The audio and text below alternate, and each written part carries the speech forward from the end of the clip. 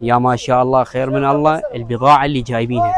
شنو رايكم بالاسعار اللي جاي ينطونها بسوق الجمعة؟ هل هي غالية لو رخيصة؟ شربايات 2 كل قطعة ب60,000 تمام، ورجليه كله عراقي. تعال شوف ابو حسين، هذا رجليه هيك عراقي يصير، هو واسفنجه جاهزة. اخذ جديدة هاي ديوان 8 امتار ونص نظيفة، اسفنجاته كله ضغط عالي، 15 سنتيم اسفنج، شرط ما مصلحة، 280,000 وبيها مجال، 280 وبيها مجال. ثلاجة صغيرة مالت المكاتب هاي ب65,000 الخاطرك، هو 75 الخاطرك 65. هاي 110 ال جي، شرط شحن شركة، اثنينهم ما بيها مجال.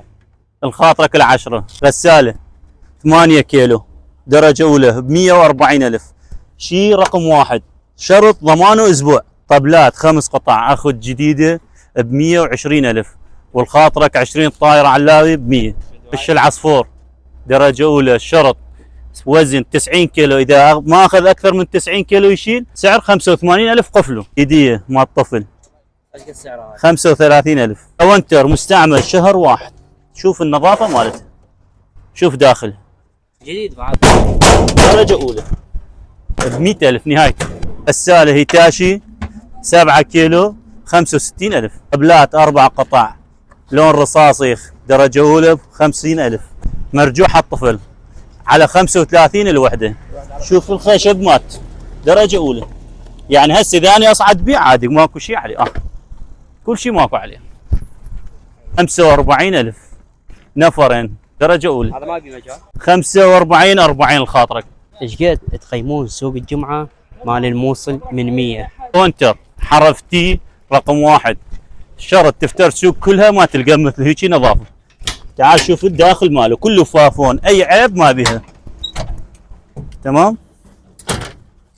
شي توب 650 25 لعيونك 625.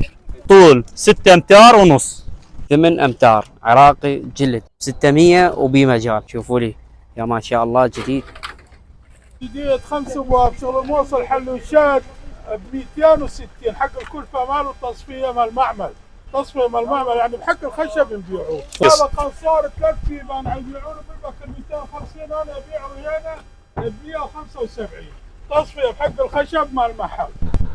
هذا قنصار 5 بيبان مستعمل خشب صاج حل وشد ب 100,000. هاي عندي منضده 5 ابواب مستعمله ابيعها ب 75 وبيها مجال. فلا تنسون اللايك والمتابعة والاكسبلور، والسلام عليكم.